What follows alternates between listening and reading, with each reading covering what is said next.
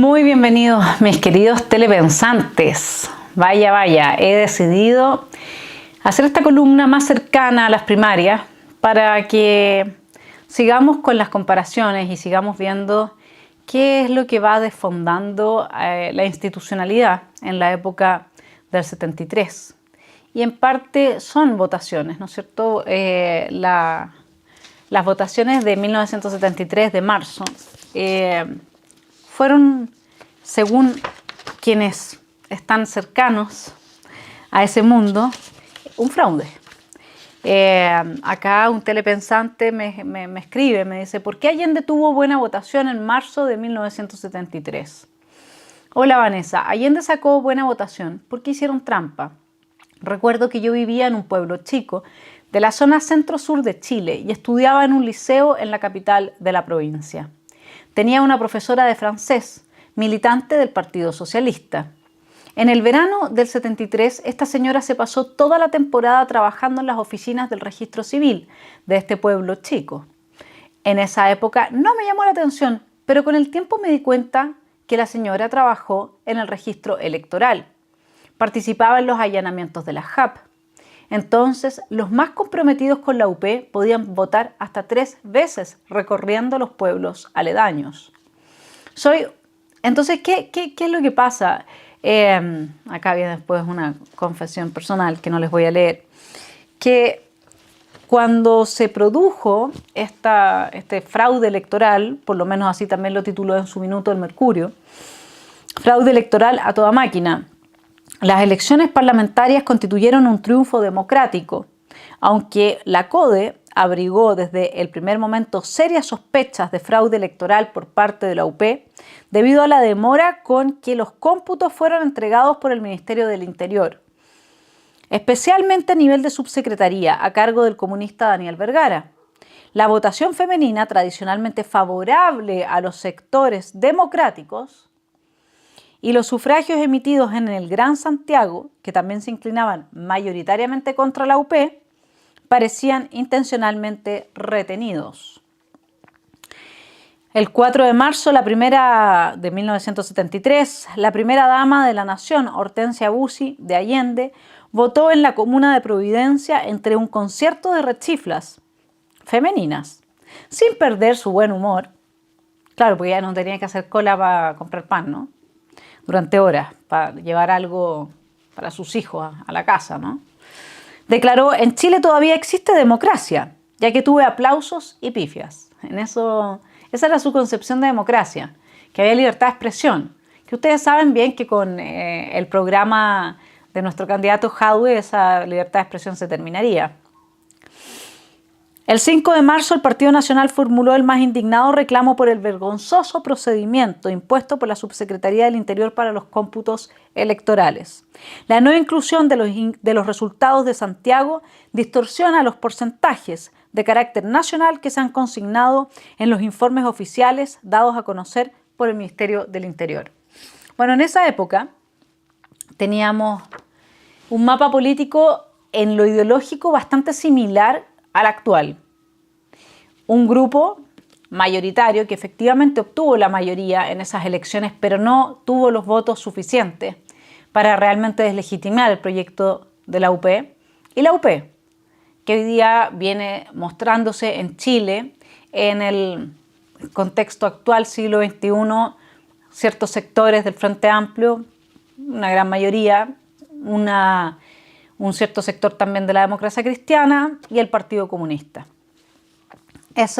Se nos repite entonces ese mapa. Y uno se da cuenta que no solamente tenemos esa repetición, hoy día el poder capturado por la vocación totalitaria, sino que además la legitimación de la violencia como un medio para conseguir los fines. Cuando uno oye hablar a Marcela Cubillos, que es entrevistada por el Líbero, ¿no es cierto?, por Eduardo Sepúlveda, sobre cómo van las cosas en la constituyente, es preocupante, y ahí es donde yo los quiero llamar a que piensen bien su voto o su abstención este día domingo. Porque en realidad, cuando hay un semiparlamentarismo de facto y el presidente ya no puede prácticamente gobernar, no es relevante quién es el presidente, ¿cierto? Ahora, evidentemente que siempre va a tener un peso específico el Poder Ejecutivo mientras no haya un nuevo diseño institucional. Por lo que nosotros tenemos que entender en primer lugar respecto de las elecciones que vienen es que las parlamentarias, producto de que hay un semiparlamentarismo de facto, van a ser más importantes que la presidencial. Eso en primer lugar. En segundo lugar, el problema que nosotros tenemos hoy día es que hay un tercer estado, hay un poder constituyente que no está respondiendo absolutamente a ninguna institucionalidad superior. Uno lo vio esta semana con un solo llamado al juez Urrutia, ¿no es cierto? Y soltaron entonces a los constituyentes que estaban cometiendo actos vandálicos, porque por algo se los llevan presos, ¿no es cierto? En el contexto de protestas sociales.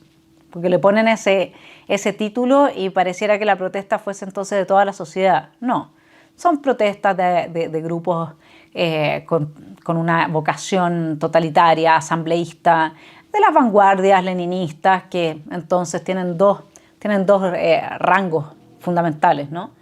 El populus, el perraje, que vienen a ser los vándalos, y las cabezas intelectuales que los dirigen. No hay clases medias al interior de ese tipo de agrupaciones. Entonces a mí me preguntan, bueno, que por quién se vota, porque, ¿no es cierto?, hay 4 candidatos, algunos los consideran que los 4 son malos porque todos estuvieron por el apruebo, otros consideran que unos tienen mayor cercanía al mundo militar, como Desbordes, entonces habría que considerar eso.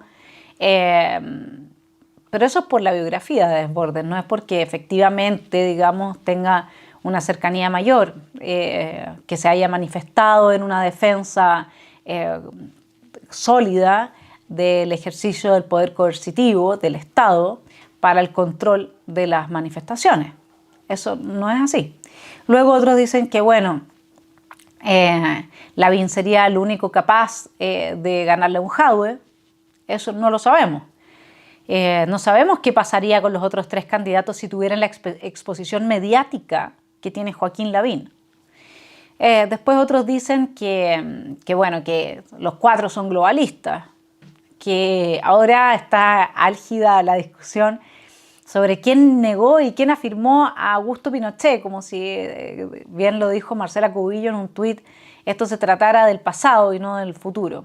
Bueno, ciertamente es relevante para algunas personas el que haya una afirmación de un personaje histórico como Pinochet o una negación del mismo, porque eso les daría ciertas señales de quién se trata, quién está hablando, ¿no? Al respecto hay que pensar que es peor, si decir que el más malo de los seres humanos sobre la faz de la Tierra se llamaba Augusto Pinochet, o si haber sido parte de quienes admiraba a quien dirigió este país durante 17 años y luego le dio la espalda y se transformó en socialista. Porque ser bacheletista es ser socialista, digamos, no hay ahí mayores matices, ¿no? Hay que, sobre todas las cosas, diría yo, para estas primarias, pensar, imaginémonos lo siguiente, imaginémonos que tenemos a los constituyentes de la lista del pueblo vociferando, ¿ya? ¿Quién de los 4 candidatos que hay hoy día para las primarias sería capaz de responderles sensatamente, poniéndoles un límite y sin perder los pantalones? Porque eso es. ¿Quién sería capaz de hablar con ellos? ¿Quién sería el más legítimo para todo el país en términos de un diálogo? Pero ¿quién no transaría sus principios? ¿Quién no ha abrazado el discurso permanente de la igualdad y logra, al contrario, decirle a sus votantes que a través de su mérito, a través de su esfuerzo, se puede lograr lo que uno quiere? ¿Quién ha sido el más acérrimo defensor de la idea de una modernización del Estado? Ahí tenemos esencialmente a 2 de los candidatos, ¿no? Briones y Sichel han planteado permanentemente que el Estado es un gran problema, lo que no significa que Desbordes y Joaquín Lavín no lo reconozcan. El punto es que si uno tiene un Estado monstruoso y decimonónico como el de nosotros, entonces es totalmente contraproducente salir prometiendo derechos sociales, porque eso, como bien le hizo ver mi hermano Johannes a Joaquín Lavín en su entrevista, los derechos sociales se financian con el dinero que viene principalmente de la clase media y de los impuestos, que simplemente después se le devuelve a través de una prestación con una tajada menos que se queda el burócrata por cuyas manos pasan las platas. Entonces, ¿a quién le puede convenir eso, digamos, no? En suma, lo que yo le propongo, mi querido telepensante, es que usted vote por aquel candidato que crea es el que mejor podría llegar a manejar este proceso constituyente que se está desmadrando y que podría concitar para ello, para lograr eso, la legitimidad de manera más amplia, sobre todo en el Poder Judicial. Respecto de votar para ver quién podría ganarle a un eventual Jadwe o a una eventual Jasna Proboste, me parece absurdo, porque ustedes vieron que en mayo de 2019 la gente no pensaba en una nueva constitución. El 3% decía que era relevante según las encuestas CEP, lo hemos dicho muchas veces acá. Y resulta que finalmente, después de lo que se ha llamado el estallido, llegó un 80% quienes consideraban que era relevante, al nivel que eso es lo que marca el 78% de apoyo al apruebo, ¿no es cierto?, de quienes fueron a votar, del universo de los votantes. Entonces, esto mediáticamente puede cambiar de un día para otro, lo mismo que está pasando con Jadwe en la medida en que amenazó, ¿no es cierto?, a los medios de comunicación con una ley mordaza. Entonces los medios de comunicación empezaron a reaccionar y ya no se ve tan bonito Jadwe como antes. Entonces, no creo que... y finalmente, solamente antes de entrar en la materia que nos convoca, que es volver a principios de 1973, que es donde estamos hoy día en esta revisión, que justamente vamos a tratar el periodo antes de las elecciones de marzo, en qué estaba Chile y cómo entonces cuál era el contexto de esas elecciones. Bueno, para terminar, yo solamente les quiero decir que hay que pensar quién en términos de un buen competidor para la izquierda, quién de los 4 candidatos puede atraer más votos de centro y de centro-izquierda por una trayectoria política, por una forma de ser que representa esa profundización del modelo económico que legó el régimen militar, el modelo socialdemócrata que está contenido en el ladrillo. ¿Quién representa esa idea de mérito? ¿Quién es el que puede, por lo tanto, atraer a más personas del amplio espectro? Y se ha planteado de esa manera. ¿Quién no tiene deudas? Saben que Lord Acton decía que el poder político corrompe y el poder total corrompe totalmente. Cuando se está en el poder es muy difícil no tener deudas que saldar. Es muy difícil no tener que no exista alguien ante quien uno tenga que responder. Porque el poder es así. O sea, imagínense si es que alguno de ustedes tuviese un problema mayor y un amigo dentro del poder estatal que les pudiese facilitar para salvar la vida de uno de sus seres queridos a un helicóptero, por ejemplo. ¿Ustedes evitarían llamar a su amigo? Bueno, ese es el tema que tiene el poder. Es inevitable que corrompa. Y desde ahí es que hay que pensar, yo creo que en la trayectoria de cada uno de los candidatos, en qué medida esos candidatos son más libres de procesos que son constitutivos del poder, y también yo diría que centrarse en el proceso constituyente. ¿Quién es el que mejor puede llevar las riendas de ese proceso? ¿Sí? Porque me parece que eso es de lo único que debiésemos estar hablando, lo único que debiese preocuparnos. ¿Quién podría llevar a buen puerto un plebiscito de salida. Que no pase el fraude electoral que nosotros vimos acá, por lo menos según la información que yo manejo, y que tiene toda la lógica por cómo estaba el país. Es imposible que no haya habido fraude electoral en marzo de 1973. O sea, hasta el diagnóstico del MAPU era, pero, o sea, acá ya no había cómo sostenerse. Mire, el Mercurio publicó un informe confidencial de la Comisión Política al Partido MAPU de estricta circulación interna. Estos documentos secretos de la Unidad Popular captados por órganos informativos de la oposición. Este es sin duda el que pronostica con mayor crudeza las etapas a recorrer después del 4 de marzo de las elecciones parlamentarias. Se analiza en él la grave crisis económica del país y se entrega el programa revolucionario que podrá salvar del colapso al gobierno de Allende. La sinceridad del MAPU es avasalladora.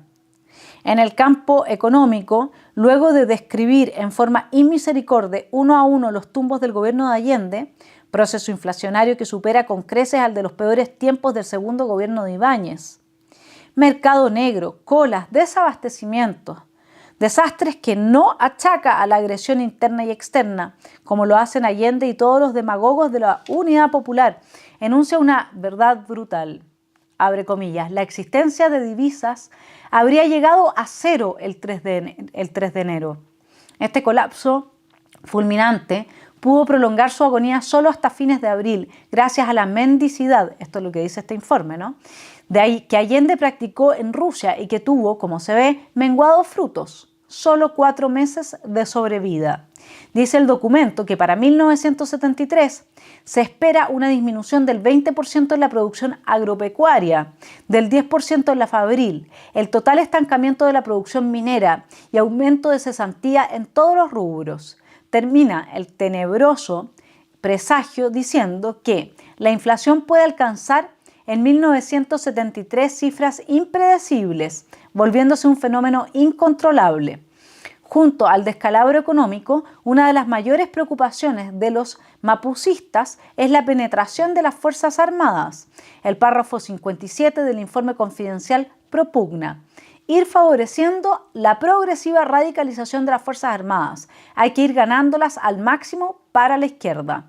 En cuanto al desenlace del gobierno UP, a través de la vía chilena, con apariencia de leyes y constitución, hacia el socialismo, el MAPU abriga serios temores y por eso advierte de antemano, no se debe creer que con un viraje hacia posiciones de centro, moderación del PC, se cancelen las perspectivas de algún enfrentamiento inherente a toda lucha por la conquista por el poder. El MAPU, aunque fuera confidencialmente, contribuyó una vez más con su franqueza al estilo del ministro Fernando Flores y el abastecimiento a que los sectores de la oposición conocieran los verdaderos caminos de la Unidad Popular, siempre velados por la mentira marxista sistemática, dice el Mercurio. Entonces, esta era la situación de ese momento en el país y aún peor, vamos a ver cómo la crisis iba aumentando, o sea, el nivel de desastre, de hambre, de falta de medicamentos que ya se vivía a principios de 1973 era tal que es imposible que el gobierno de Allende haya tenido sobre un 40% de votación a favor de sus parlamentarios sin un fraude electoral. Veamos, voy a afirmar mi tesis y termino diciendo, honestamente, vote usted por quien quiera, digamos. Yo tengo mi preferencia, evidentemente. Yo prefiero aquel que creo va a poder mirar a los ojos a quienes están hoy día abrazando la vocación, por vocación violenta, el avance del poder total y les va a decir, aquí no, este es el límite. Y va a tener la capacidad de llegar a la juventud más amplia, que no tiene una división tan clara en términos ideológicos, que no. Yo prefiero un candidato que tenga menos compromisos políticos que más compromisos políticos, que sea lo más libre posible y prefiero un candidato que sabe dialogar con todos los sectores sin perder el norte, que ha abrazado más bien un discurso que afirma el mérito. Porque, mi querido telepensante, la batalla es cultural. Donde nosotros tengamos candidatos que estén afirmando y prometiéndole a la gente derechos sociales en un país cuya crisis se ve venir de forma inevitable, que no van a poder ser sostenidos sin aumentos de impuestos, donde nosotros veamos candidatos que se abrazan con ideas socialistas, que propugnan el ideal de un país más pobre pero más feliz, no vamos a tener un buen candidato que tenga la firmeza para decir no. Quizás ninguno de los cuatro lo tiene, como me ha posteado gente en Facebook ante esta idea. Yo solamente prefiero al que creo que tiene más probabilidades de aunar fuerzas, de sumar desde distintos sectores a quienes tienen vocación democrática y por lo tanto ir en un frente, un bloque amplio como el que se hizo también en la época de Allende, con quienes son esencialmente demócratas, poniéndole un límite y un freno a la vocación totalitaria que legitima la violencia que hoy día se encuentra diseñando nuestra constituyente, nuestra próxima constitución, perdón. Bueno, veamos cómo estaba Chile, a ver si es que es tan así que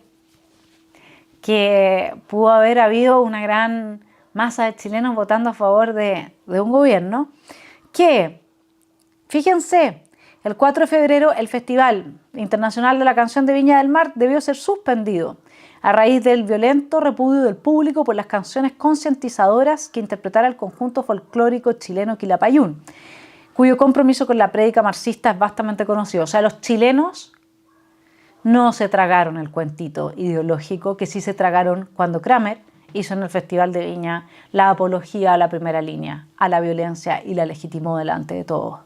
Y aplaudieron, aplauso de foca. 5 de febrero, Ernesto Cisternas, presidente de la Confederación Nacional de Dueños de Autobuses y Taxibuses, recordó a la opinión pública que en el último año y medio ha convocado a 9 conferencias de prensa para denunciar la desastrosa situación de la locomoción colectiva por falta de repuestos. Cisternas repitió cifras que los peatones computan en carne propia. El 30% de la dotación de máquinas para la capital está paralizado, lo cual significa que 1.365.260 pasajeros quedan sin transporte. La mayoría, 6 de febrero, la mayoría socialista comunista en el Consejo Directivo de la Central Única de Trabajadores acordó que debe entregarse un bono compensatorio de 1.000 escudos a los trabajadores de distintos niveles de todo el país para paliar los efectos del alza del costo de la vida en los últimos cuatro meses. A ver, esto es no entender nada de economía, ¿no? Sí, la inflación no se para y no se resuelve aumentando el nivel de liquidez dentro de una economía. 7 de febrero, como parte de una escalada oficialista contra...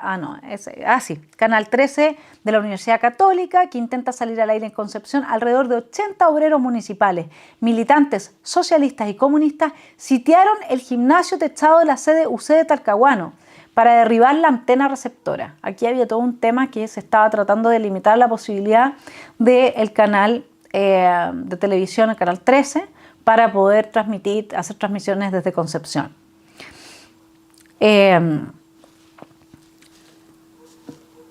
7 de febrero, Omar Jofré Fuentes, jefe de Relaciones Laborales de la compañía minera El Teniente y activo militante del MAPU, chocó 12 vehículos durante 1972 inutilizándolos. Imagínense lo que era eso. 8 de febrero, un niño de 14 años fue asesinado a balazos por marxistas que asaltaron la sede del Partido Nacional de Valdivia. Ese mismo día, nos tomamos la gobernación por los malos manejos del gobernador.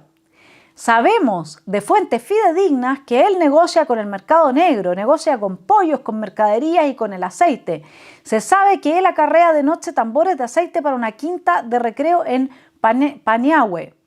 Esto no está bien en la Unidad Popular. Nosotros no estamos contra el gobierno, estamos contra el personero que tiene aquí.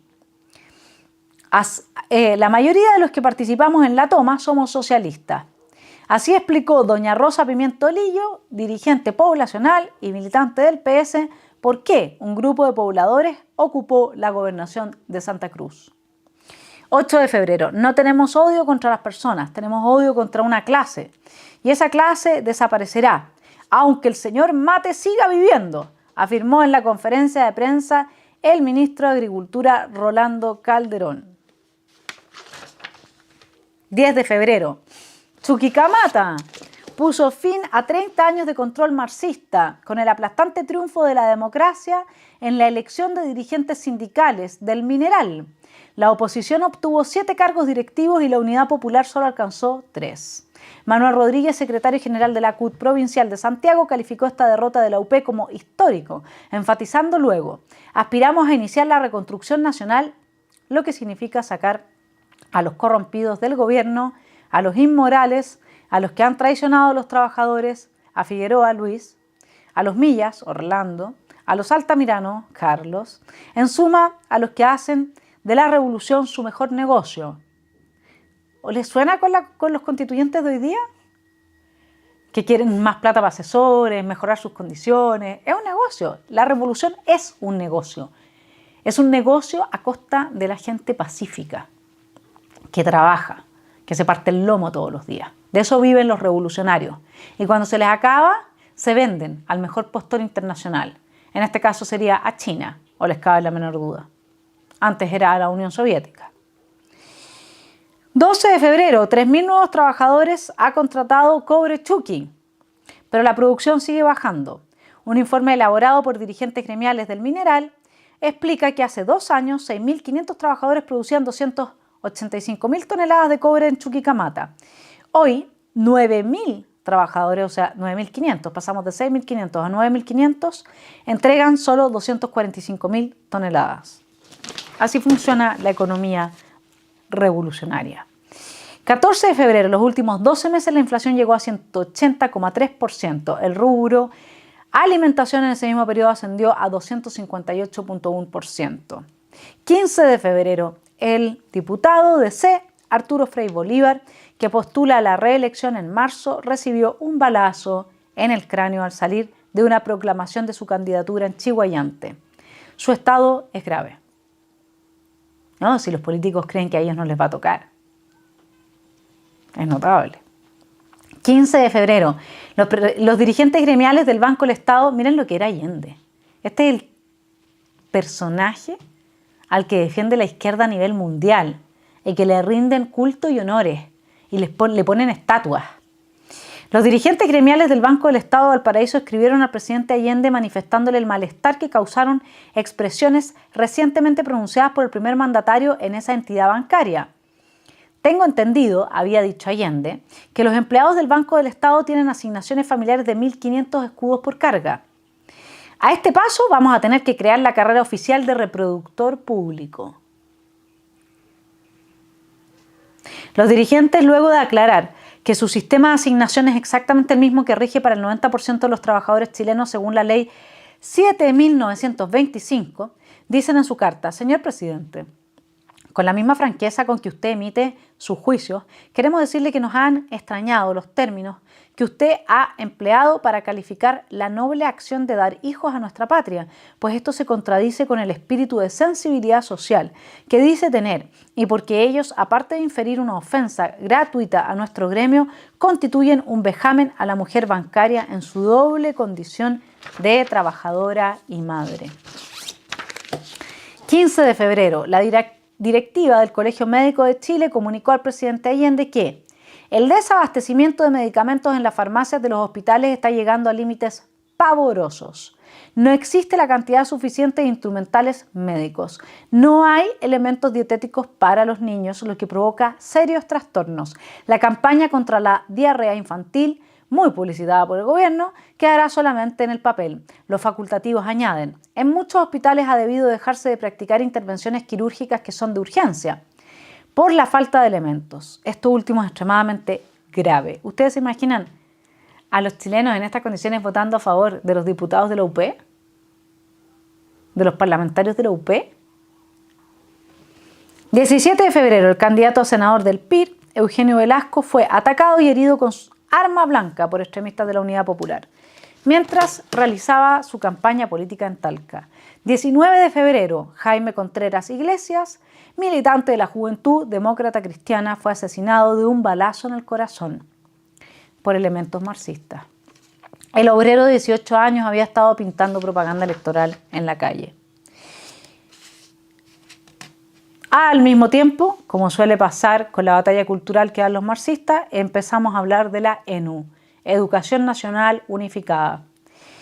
22 de febrero, un folleto del Ministerio de Educación titulado "Por una educación nacional democrática, pluralista y popular, metas para 1973". Y yo me pregunto, ¿hasta cuándo los parlamentarios de derecha no entienden que esta es la dinámica y la lógica del oxímoron que siempre está presente en la retórica rusoniana de la izquierda totalitaria? Miren qué lindo el título.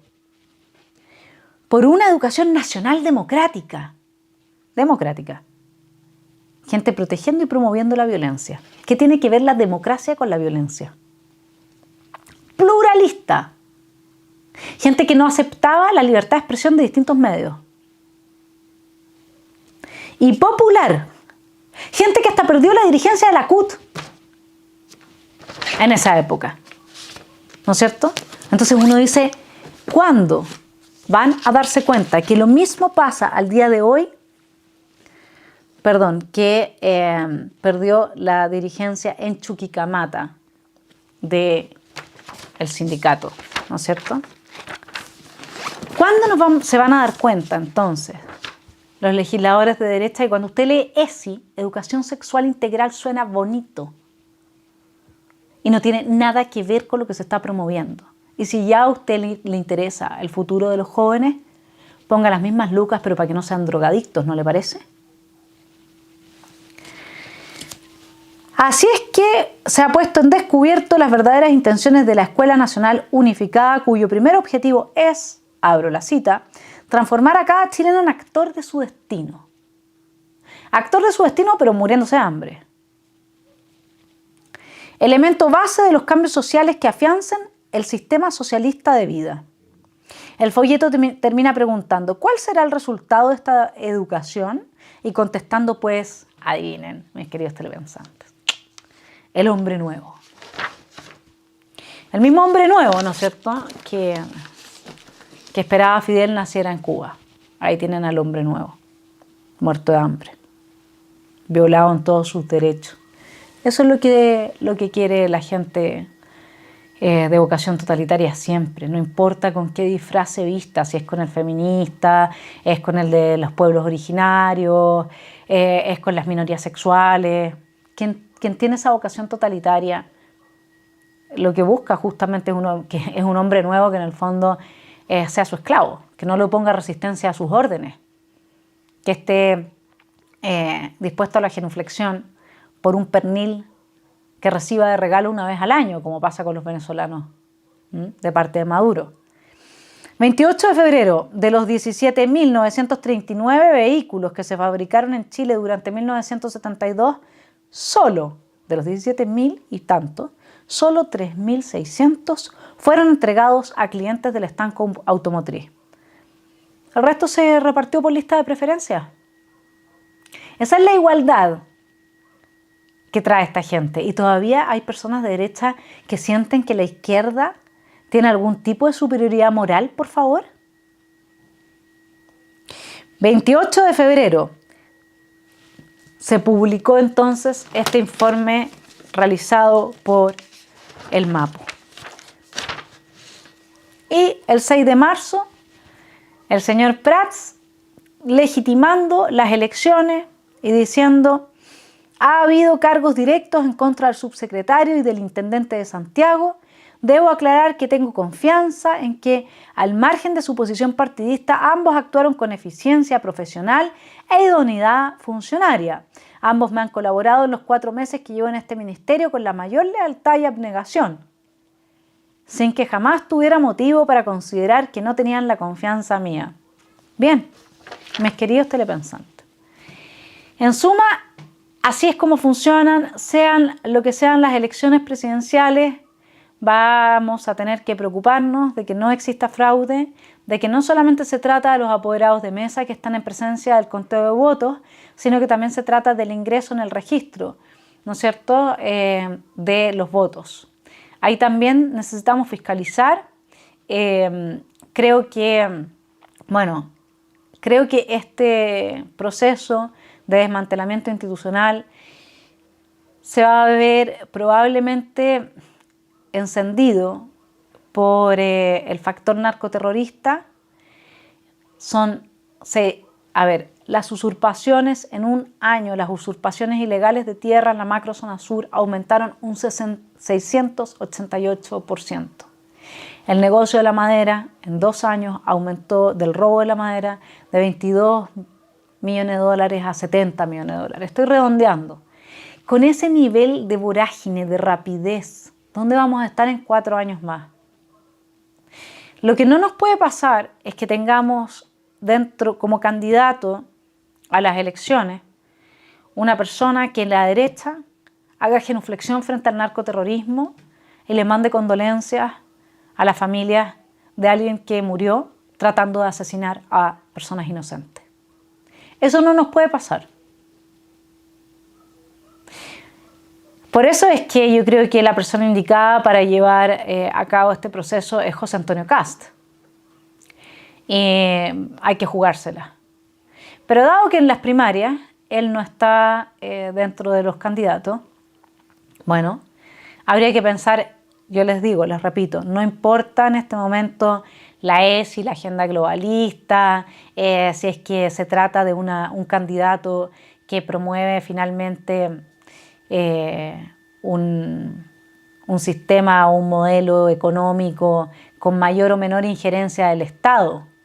Se trata de que quien salga elegido y luego vaya a la primera vuelta, quien salga elegido este fin de semana, sea una persona que no es que dialogue con quienes tienen vocación totalitaria porque comparte algunos aspectos del tipo de Chile, del tipo de país que esa gente con vocación totalitaria quiere. Nosotros no necesitamos a alguien que dialogue con ellos porque está de acuerdo con ellos en algo, porque comparte ciertos aspectos. Como cuando uno tiene la teoría de conjunto y ahí uno achura, ¿no es cierto?, de los 2 circulitos aquellos en lo que comparten. Nosotros necesitamos que si es que va a salir alguien en la derecha, sea alguien capaz de dialogar, pero no porque comparte algo con ellos, sino que porque, tenemos que avanzar en la institucionalidad, en recuperar nuestro país, en recuperar la institucionalidad, y el próximo presidente va a tener que tener sí o sí un gran apoyo parlamentario, porque si prácticamente no tenemos que renovar a muchos de los parlamentarios de derecha que existen hoy. Bueno, así es que esos son los consejos de hoy. Que tengan una muy buena semana y mañana la recomendación es ir a hacerse presente y cada quien vote por el candidato que cree puede llevar mejor adelante este proceso constituyente.